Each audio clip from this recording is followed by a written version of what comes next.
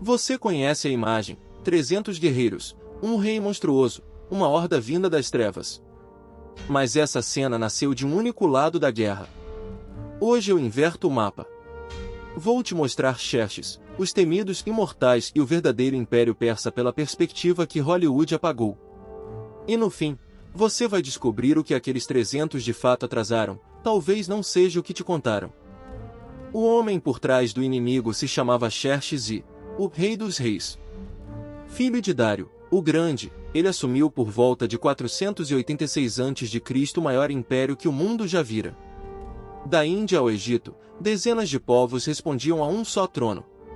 Antes de ser um vilão de tela, Xerxes era o administrador da maior superpotência da antiguidade.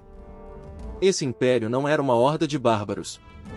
Os persas aquemênidas construíram estradas reais, um serviço postal veloz e governaram por satrapias, respeitando religiões e costumes locais. Em Persépolis, relevos mostram dezenas de nações trazendo presentes, não acorrentadas, mas em procissão. Estima-se que fosse um dos estados mais organizados de sua era. A questão é, por que os lembramos como selvagens? A resposta começa num homem, Heródoto.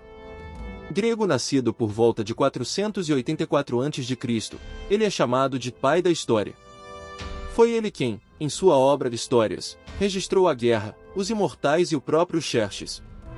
Quase tudo que sabemos desse conflito passa pela pena dele. E aqui mora um problema que poucos param para pensar.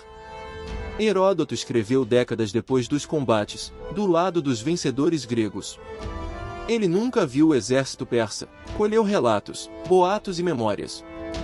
Por isso fala em milhões de soldados, número que os historiadores hoje consideram impossível.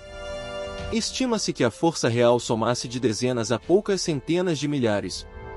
Já na antiguidade ele era chamado, ao mesmo tempo, de pai da história e pai das mentiras. E os famosos imortais? Foi Heródoto quem os batizou. Segundo ele, eram 10.000 soldados de elite, e o número jamais mudava. Caído um, outro tomava seu posto no mesmo instante. Por parecerem eternos, ganharam em grego o nome de Natanatoi, os imortais. Uma tropa que, no papel, nunca diminuía. Mas eis um detalhe que quase ninguém conta. Filólogos modernos suspeitam que imortais possa ser um mal-entendido. O nome persa original talvez fosse algo como Anushia, os companheiros ou seguidores, confundido com uma palavra parecida para imortal. Se estiverem certos, a lenda mais icônica desse exército pode ter nascido de um erro de tradução grego. Para ouvir o lado persa, precisamos sair dos gregos. Dário, pai de Xerxes, mandou gravar numa montanha a inscrição de Beistum, em 3 línguas, contando sua própria versão dos fatos. Foi ela que, no século XIX, permitiu decifrar a escrita cuneiforme. Pela primeira vez, o Império falava com a própria voz, sem intermediário grego. Há uma prova ainda mais reveladora. Em 1933, arqueólogos do Instituto Oriental de Chicago desenterraram em Persépolis milhares de tábuas de argila.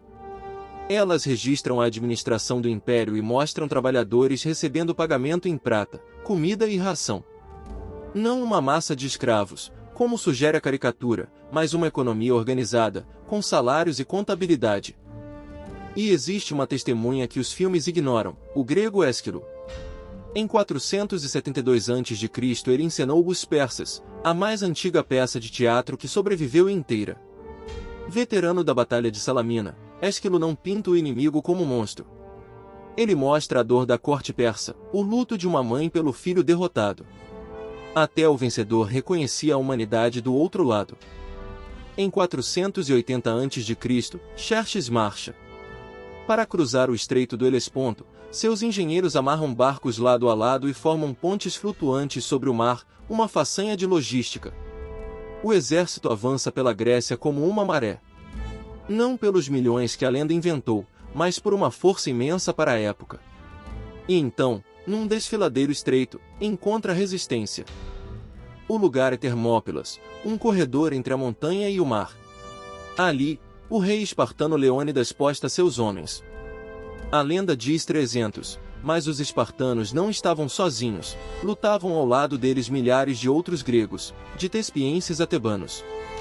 No espaço apertado, a vantagem numérica persa se anulava. Por dias, o avanço do maior império do mundo simplesmente travou. Então veio a traição. Um grego chamado Efialtes revelou a Xerxes uma trilha escondida pela montanha, contornando a defesa. Cercados, Leônidas e sua retaguarda foram destruídos. Heródoto conta que o impasse durou cerca de uma semana. Com poucos dias de combate real militarmente, o atraso foi curto. A pergunta incômoda é, se foi tão breve, por que virou a batalha mais famosa da história? Porque a guerra não se decidiu ali. O golpe verdadeiro veio no mar, em Salamina, poucas semanas depois. O ateniense Temístocles atraiu a frota persa para um estreito, onde os navios de Xerxes perderam espaço para manobrar. A derrota naval foi devastadora. No ano seguinte, em Plateia, o exército persa foi expulso de vez. Foram essas batalhas, não os 300, que quebraram a invasão. Então, o que os 300 realmente atrasaram? Poucos dias. O que eles tornaram imortal não foi a defesa, mas a história, reescrita por Heródoto e, séculos depois, turbinada pelo cinema no filme 300. A horda demoníaca e o rei Deus grotesco são pura ficção. O Império Real era sofisticado, tolerante e humano. O verdadeiro imortal desta saga nunca foi o exército persa, foi o mito construído sobre ele. Fica a lição do estrategista: toda história tem um lado que não te contaram, e vencedor nenhum narra com neutralidade. Antes de aceitar um vilão pronto, pergunte quem escreveu, quando e a favor de quem. As ruínas de Persépolis ainda sussurram a outra metade da verdade. Se você quer enxergar a história pelos dois lados do campo de batalha, inscreva-se e ative o sino. A próxima revelação já está a caminho.